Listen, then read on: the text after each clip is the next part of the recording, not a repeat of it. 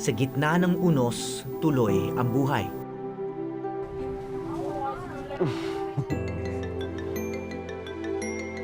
May mga sanggol na mapalad na nakaligtas matapos bayuhin ng bagyong Yolanda ang Leyte.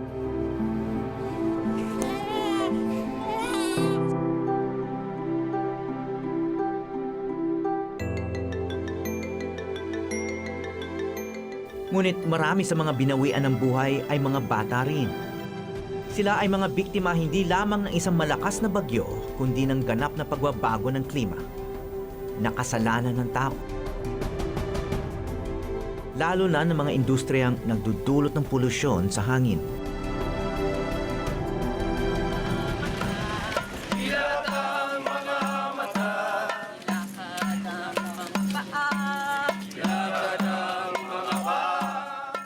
Sa ngalan ng mga nasawi, nagsama-sama ang mga mulat na sa mga epekto ng wasak na klima upang humingi ng katarungan. Isang sigaw na nakarating sa kabilang panig ng mundo.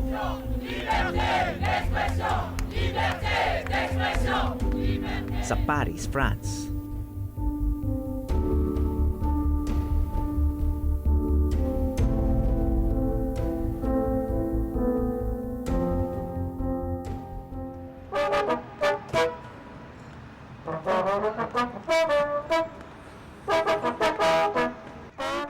Karaniwang bahagi sa lansangan ng Paris ang musika at ang iba pang sining. Nitong nakaraang Disyembre, nagpunta rito ang Pilipinong pintor na si A.G. Sanyo. Itong subject mo naman, itong paksa ng iyong mural dito, ano to, sino siya? Ang pinipinta namin ngayon ay si Agit Sustento, isang mabuting kaibigan sa Tacloban. Hinikayat ni A.G. ang mga kapwa artist na tumulong sa pagbuo ng magiging permanenteng mural dito sa Pueng Ephemer, sa tabi ng Canal Saint-Martin, isang kilalang sentro ng sining sa Paris. Isang musikero at tattoo artist si Agit sa Tacloban, Leyte. Saka sa mga palad, isa sila sa mga biktima. Yung buong pamilya niya ay pumanaw nung bagyong Yolanda. Makalipas ang ilang araw, sinaluhan na rin siya doon ng kanyang kapatid na si Yem. Nagpunta sila doon para ipaalala sa mundo ang mga nasawi sa pananalasa ng bagyong Yolanda.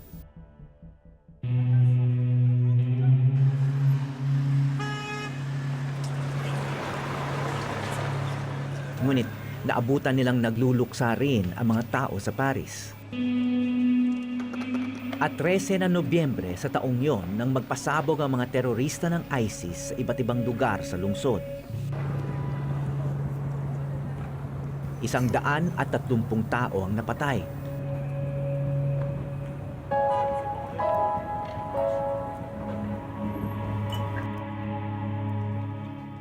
Nangyari ito 2 linggo lang bago ang simula ng isa sa mga pinakamahalagang pagpupulong ng mga bansa sa kasaysayan, ang Conference of Parties o COP21.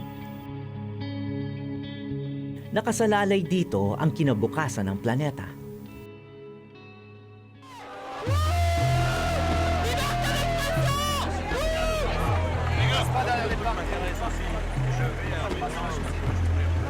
Pinapalis na tayo rito. Galing sila sa malayo. Ayun, pinapalis na tayo. Ngunit dahil sa naganap na terorismo, nanganib itong hindi matuloy. Ano ba yung mga unang reaction nyo? Parang matutuloy ba o hindi? Takot, no? Malaking reaksyon yon ng marami. Kahit kami dito sa Pilipinas, no? Yung halimbawa dito sa galing sa Ateneo, marami kaming kasama sa Philippine delegation. So takot, may lungkot din kasi of course, lungkot na lungkot sa mga namatay sa terorismo na yun. Pero malungkot din para sa climate change kasi inaasahan namin na magkaroon ng malaking demonstrations. 2 dekada na ang nakalipas mula nang simulan ang pag-uusap sa pagitan ng mga bansa para hanapan ng solusyon ng pagbabago ng klima o climate change.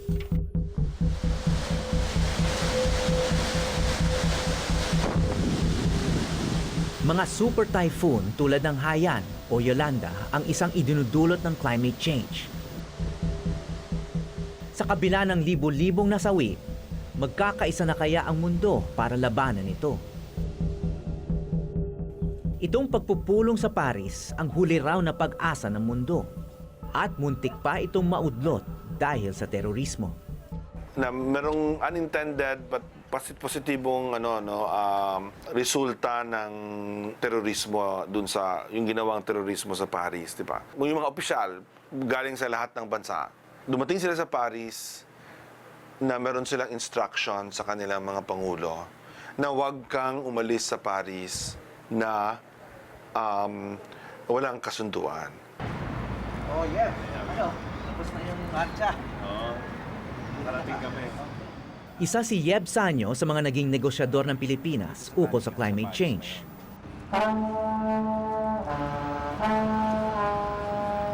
Ngayon nasa lansangan na lang siya kumikilos at nag-uudyok sa mga malalaking bansa na makiisa sa laban niya.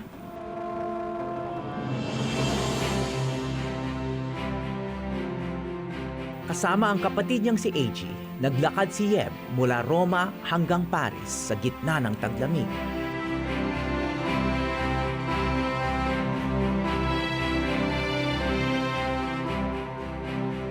Upang ipaglaban ang katarungan para kay Agit at sa lahat ng naging biktima ng climate change. Sa laban kontra climate change, may kanya-kanyang paraan. Para sa magkapatid na Sanyo, ang pagmarcha o pilgrimage mula Italy hanggang France ang napili nilang paraan.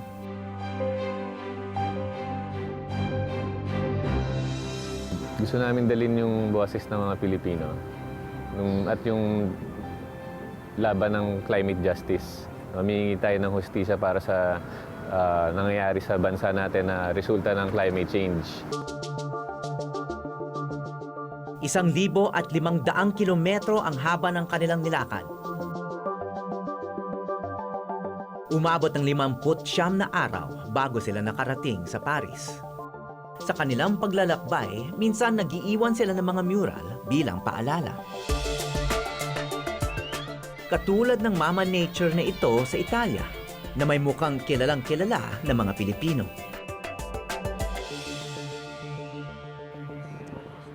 About a week. Yeah. Yeah. So where are you based, sir? I'm based in outside of Boston in Cambridge, Massachusetts. Ayon kay Peter Fromhoff ng Union of Concerned Scientists sa Amerika, hindi lang malalakas na bagyo ang epekto ng climate change. And what are some of these greatest risks?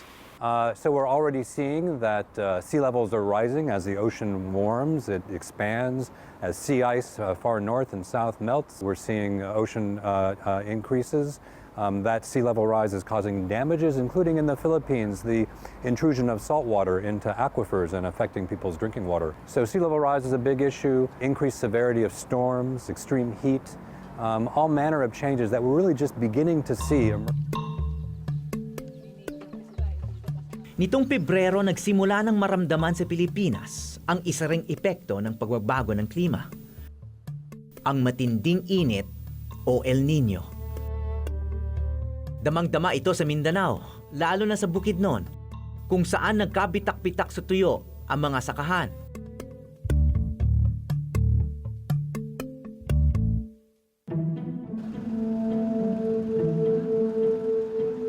Ang mga bansang tulad natin na pulo-pulo at ang mas maliliit pa ang pinaka-apektado ng climate change.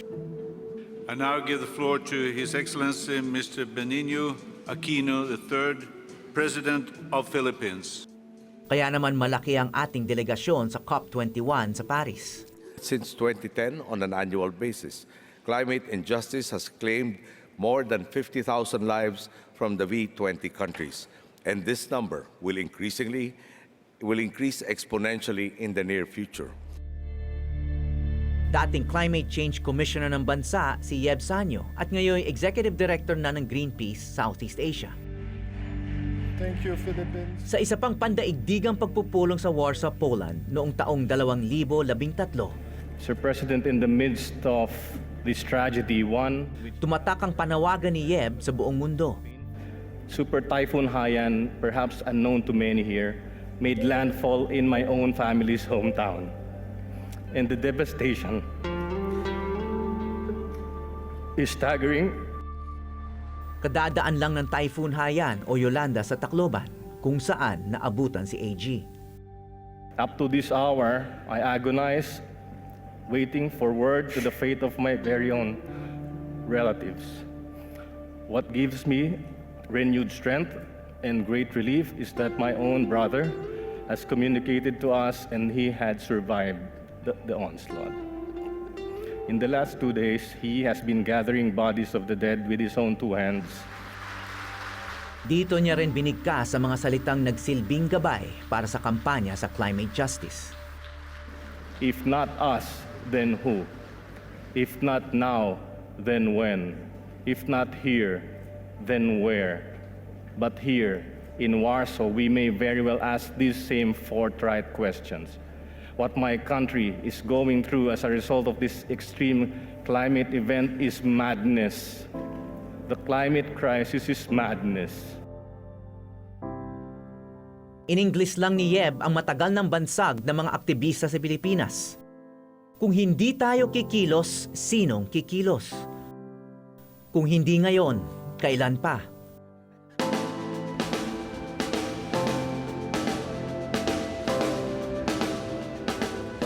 Para kina Yeb at AG, hindi lang mga estatistiko ang mga nasawi dulot ng epekto ng climate change. Sila ay mga taong may mga pangarap at talento, katulad ng kaibigan na lang si Agit Sustento ng Tacloban.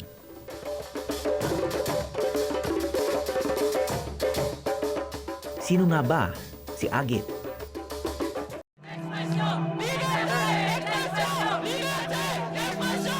Noong nasa Paris pa kami, madalas mabanggit maging ng mga banyaga ang Haiyan at Leyte bilang babala sa ibang bansa at komunidad. Kailangan na raw magbago ang pamumuhay ng tao, lumayo sa mga mapanganib na lugar upang hindi pa ulit-ulit maging biktima ng wasak na klima. Adaptation, ika nga. Kaya tumungo kami sa Leyte ni Yeb upang silipin kung may pagbabago nga.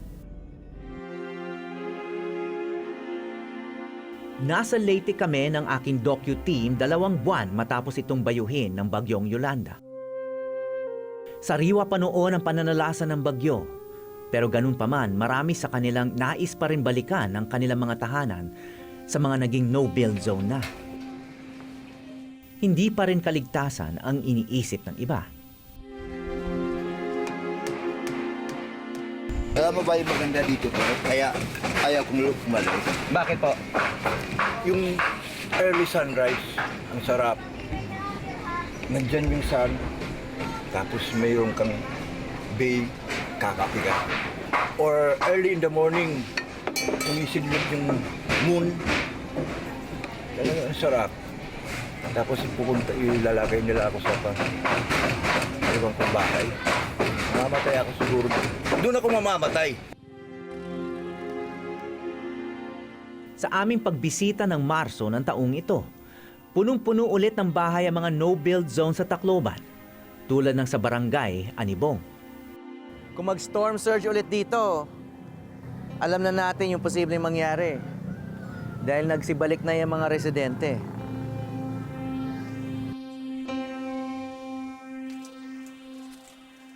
Mapanganib man, pinipili pa rin ng marami ang manatili malapit sa dagat dahil naroon ang kanilang kabuhayan. Anila, kapag may abiso ng paglikas, susunod na sila.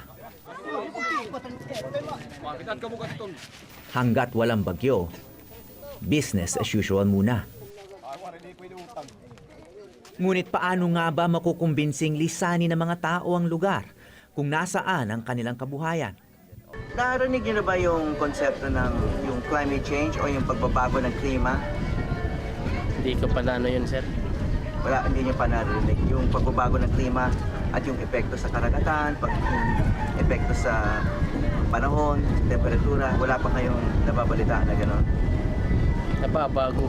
Kasi katulad ng dati, hindi naman ganito eh. Ngayon, madalas yung malakas yung init, yung init ng araw.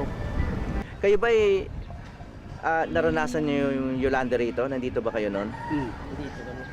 Anong naging epekto rito sa inyong komunidad? Malaki. Mapakalaki dahil yung mga nyug nawala na yung hindi na nakapag-bunga ng maayos.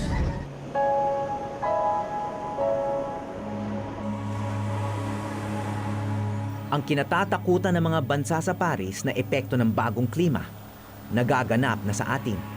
Alam mo, isang realization namin sa paglalakbay na yon, sa maraming bansa sa Europa, marahil sa Amerika, pag sinabing climate change, baka magpabawas lang sila ng konting damit, no, na panglamig tuwing winter kasi umiinit yung kanilang winter at nagiging mas mild. Pero sa atin, pag sinabing climate change, gutom, dilubyo, merong namamatay, at saka talagang grabe, no? Yung kinabukasan mismo yung naapektuhan natin. Maliban sa pagsuri ng kalagayan dito ng mga komunidad, may mas personal kaming misyon sa Leyte. Kinamusta namin ang 2 kapatid ni Agit. Ang tanging nakaligtas sa 7 miyembro ng pamilya sustentong nakatira sa tahanan nila sa Tacloban nung tumama ang bagyong Yolanda. Binalikan namin ang kanilang bahay na tuluyan na nilang inabandona.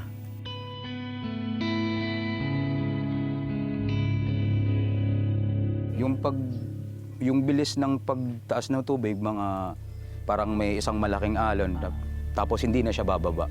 Tapos isa na naman. Si tatay nakita ko, nalunod siya, tapos umangat na naman, tapos nalunod, tapos hindi na siya. Wala na. Tapos nadadala kasi ako. Masyadong malakas pa rin yung current. So, since mabigat yung nanay ko, nadadala pa rin ako. Tapos, yun na parang napag-isipan ko na if I will continue to hold on to my mother, mamamatay din ako. Tapos, if I let her go, mabubuhay ako, pero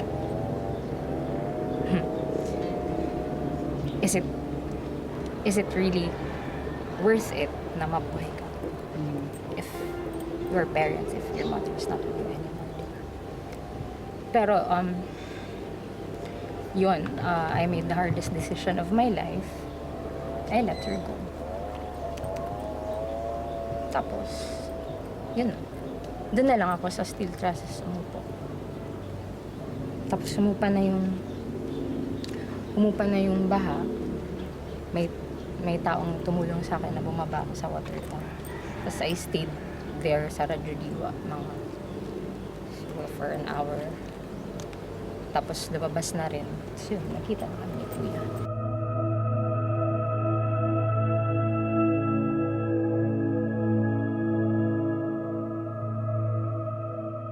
Mahigit 6,000 ang namatay sa lupit ng bagyong Yolanda.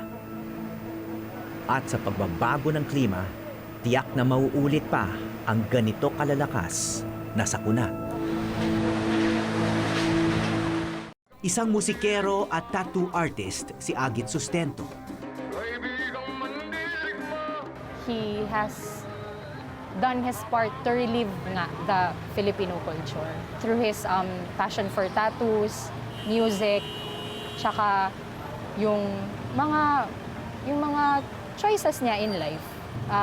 Yung kultura natin, it has greatly affected, influenced his choices also. So, bakit siya tinawag na mandirigma? Tinawag daw siyang mandirigma kasi he fought na para magkaroon ng presensya yung fading na kultura ng Pilipino. Wala na si Agit, napabilang sa mga nasawi sa paglamon ng malaking tubig ng bagyong Yolanda sa Tacloban. Hindi lang kalikasan na may gawa nito. Ang paggamit natin ng langis at iba pang fossil fuels ang isang pangunahing sanhi ng pagkawasak ng ating klima.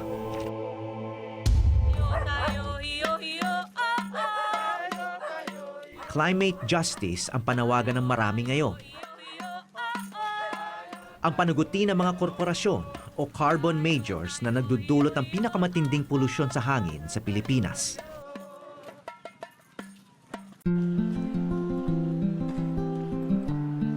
Sa Paris, habang nagpupulong ang mga pinuno ng mga bansa,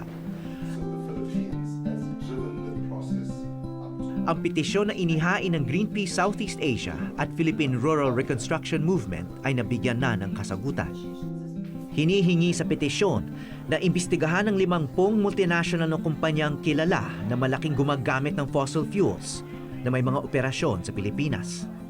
Thus, we will be conducting a public inquiry as triggered by this petition. The scope, elements, and method of inquiry will be announced in the Philippines on International Human Rights Day upon approval of our Commission en banc after we return to Manila.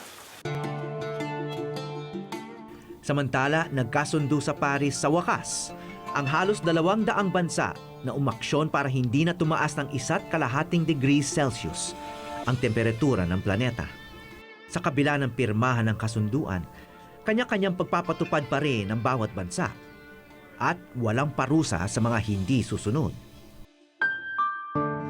Malapit lang pala sa Tacloban ang napag-alaman naming isang solusyon sa climate change. Sa unang tingin, para siyang karaniwang planta ng enerhiya. Ngunit ang enerhiyang galing dito ay hindi nagdudulot ng matinding polusyon o climate change.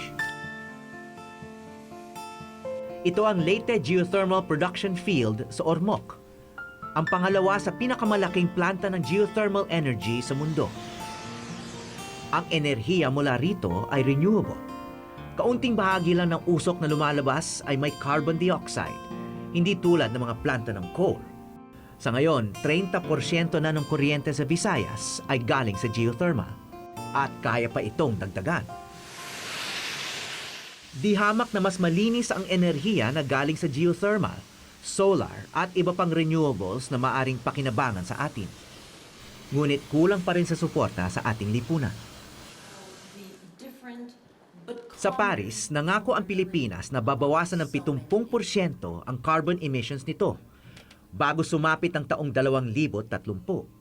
Ngunit kasabay ng pangakong ito, nagbigay rin kamakailan ng gobyerno ng pahintulot sa mga pribadong kumpanya na magpatayo ng 23 pang planta ng coal, ang pinakamaruming fossil fuel. Mura raw kasi ang coal at dahil kulang sa enerhiya ang maraming lugar sa bansa, ito ang mas binigyan ng prioridad.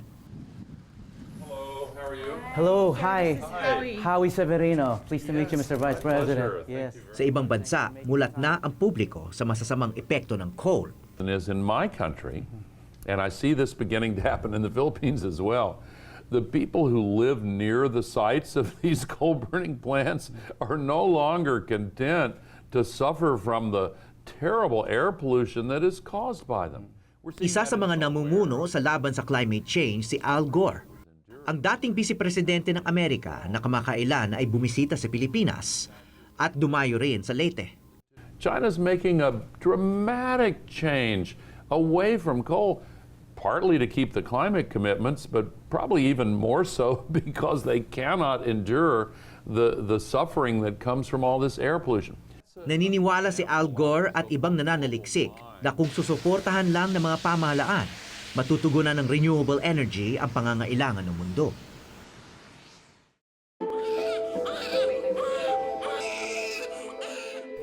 Sa kasunduang ito, nakasalalay ang kinabukasan ng mga inosente.